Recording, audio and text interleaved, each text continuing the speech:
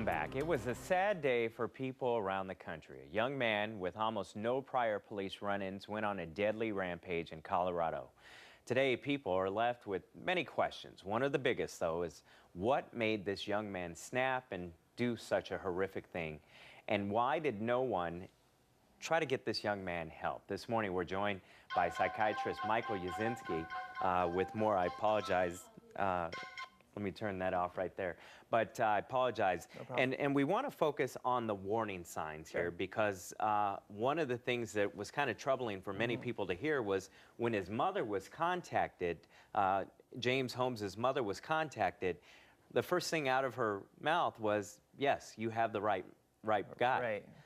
What kind of warning signs were out there that were missed? Right, so I think that was one of the more troubling ones to hear the mother actually comment on that. You know, I don't know if we can read too much into it, whether or not this entailed a long-standing history of behavior that was concerning, or whether or not over the past few months he may have made some comments off the wall that weren't right. So the degree of concern is unknown with her, but there were other signs. The shooting range owner who had listened to a message he had on his answering machine and did not feel comfortable with him having back at the gun range. Yeah.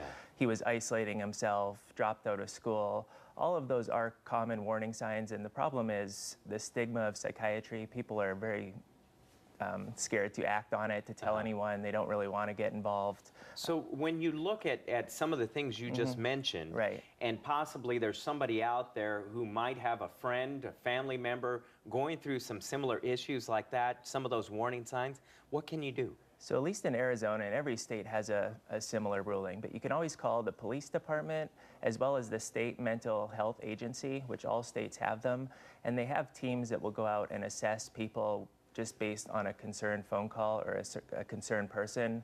You're never at harm for them coming back and suing you, any problem. It's always anonymous. You're worried about someone. You call the police department, you ask them for the information for the local state hospital facility, and usually they can facilitate with an officer to go assess someone if you do feel like there is a concern. It doesn't always come to them being hauled into the hospital, but at this point, that's the best we can do, and it's better than nothing to have some clinicians lay eyes on him and maybe intervene before it's too late in this case. So you have to act out and not let the stigma of psychiatry let you hang back and watch until it's too late. Better err on the side of caution than for something like this to happen. Let me ask you this, because we just saw him a short while ago in court for the very first time. There's a picture of how he looked. I know you're not treating him, but you see someone, I mean, obviously, there is a face that is speaking loudly to you.